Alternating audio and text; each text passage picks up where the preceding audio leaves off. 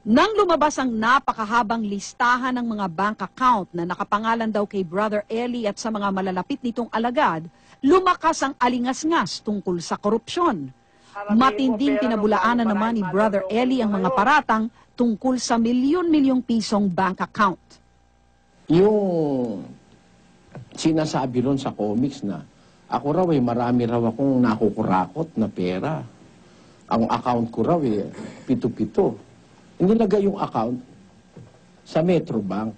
Nagtataka nga ako kung sinong gagong empleyado ng Metrobank ang nagbigay sa kanila ng account.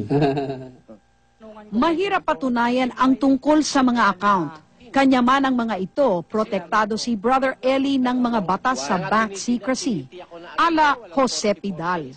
Pero paano kaya niya sasagutin ang mga sabi-sabing ito? Mag-withdraw ka ng pera, sabing ganun. Sagot naman ni Ulysses, abay, paano ako makapag-withdraw? Hindi pa napipirmahan yung withdrawal slip. Alam mo namang joint account tayo. Ako, paano nangyari mag-joint account yung parehong lalaki? At bakit mag-joint account? At bakit ganun kalaki? Nung panahon na yon, from Sukat Branch Parañaque ng PBCom o yung Philippine Bank of Communications, nag-withdraw ko ng pera doon. Pagkatapos, itinatransfer deposit ko naman sa Roosevelt Branch ng Bangko Pilipino.